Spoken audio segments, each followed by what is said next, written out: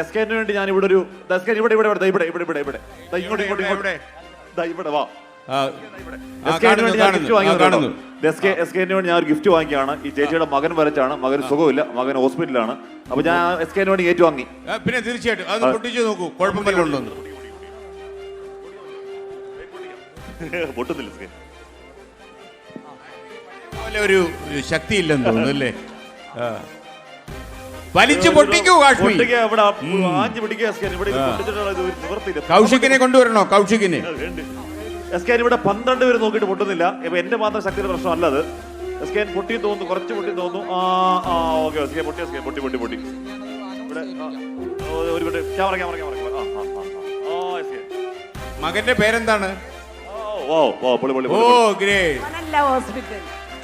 എല്ലാവർക്കും നമസ്കാരം. മകൻ വരച്ചതാണ് ഭരത്. അമ്മക്ക് സുഖമില്ലാത്തതുകൊണ്ട് അവൻ പോയതാണ്. സാറിന്റെ അടുത്ത് അവൻ നേരത്തെ വന്നിരുന്നു. എന്റെ അടുത്ത് വന്നിരുന്നു. മോന്റെ പേരെന്താണ്? ഭരത്. ഒരു മുഖസ്തുതി പറയല്ലേ, എന്നെക്കാളും ചൊവ്വായിട്ടിരിക്കുന്നു കേട്ടോ പടം. ഓക്കെ, വളരെ സന്തോഷം മോനോട് പറഞ്ഞു. മോൻ എന്നെ കണ്ടിരുന്നു. Thank you Ashmi. അപ്പൊ നമുക്ക് ഈ പരിപാടിയുടെ അവസാനത്തിലേക്ക് കടക്കണ്ടേ? ഒരു ചെറിയ കാര്യം പറഞ്ഞോട്ടെ. ഇവിടെ വടകരയിൽ നിന്ന് വന്ന രാജീവൻ അദ്ദേഹത്തിന്റെ ബന്ധുക്കളെ അന്വേഷിക്കുന്നുണ്ട്. അപ്പം അവർ വന്നു കഴിഞ്ഞാൽ അദ്ദേഹത്തിന് ഒരു വടകരയിൽ നിന്ന് വന്ന രാജീവന്റെ ബന്ധുക്കളെ ഇവിടെ എവിടെയെങ്കിലും ഉണ്ടെങ്കിൽ അന്വേഷിക്കുന്നുണ്ട്. അദ്ദേഹത്തിന് ഒരു സഹായം വേണം, അതുകൊണ്ടാണ്. ഓക്കെ, രാജീവന്റെ ബന്ധുക്കൾ ആരെങ്കിലും ഉണ്ടെങ്കിൽ അദ്ദേഹത്തിന് സഹായിക്കണം, ഇല്ലെങ്കിൽ ഞങ്ങൾ സഹായിക്കും. ബന്ധുക്കൾ, സുഹൃത്തുക്കൾ ആരോ ഇവിടെ ഉണ്ട്. ഓക്കെ, വിജയകുമാർ. നമുക്ക് അടുത്ത വീണ്ടും ഒരു പെർഫോമൻസ് ആവും.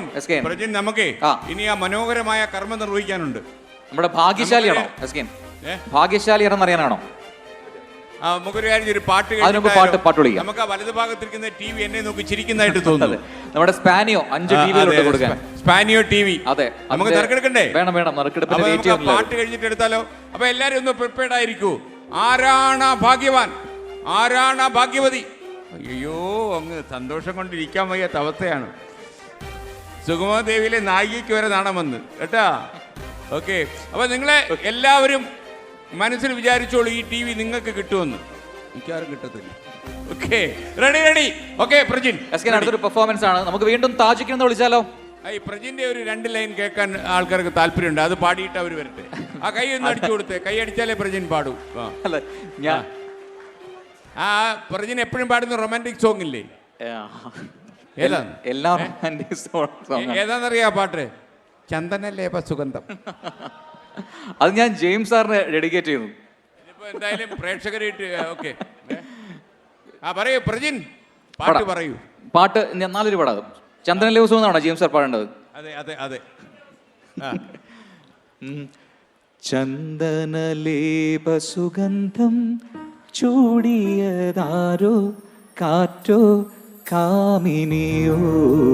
ചന്ദനലേപ സുഗന്ധം പൂശിയതാരോ, കാറ്റോ കാമിനിയോ.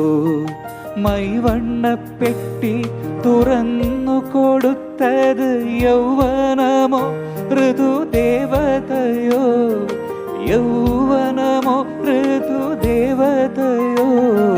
ചന്ദനലേപ സുഗന്ധം പൂശിയതാരോ, കാറ്റോ കാമിനിയോ. Thank you. നല്ല വിജ്ഞാനപ്രദമായിരുന്നല്ലേ ഈ പാട്ട്? അതൊക്കെ അപ്പോ ഒരു കൈയടി. Okay, thank you. നമുക്കിനി ശരിക്കുള്ള പാട്ടുകാരെ വിളിക്കാം. താജുക്ക് റെഡിയാണ്. പ്രജൻ അതിനിടയ്ക്ക് പാട്ടുകാരെ വിളിക്കുമ്പോഴേ നമ്മുടെ ഇതേ ഒരു അറിയപ്പെട്ട ഒരു കാർട്ടൂണിസ്റ്റ് ആണ്. ഇപ്പോഴാണ് ഞാൻ ആദ്യമായിട്ട് അറിയുന്നത്. പേര് നവാസ്, സ്ഥലം മലപ്പുറം. നവാസ് കോണമ്പാറ എന്ന തൂലികാനാമത്തിൽ കാർട്ടൂൺ വരക്കാറുണ്ട്. നവാസ് ഒരു സാമൂഹ്യ വിരുദ്ധന്റെ ഒരു ചിത്രം വരച്ചിട്ടുണ്ട്.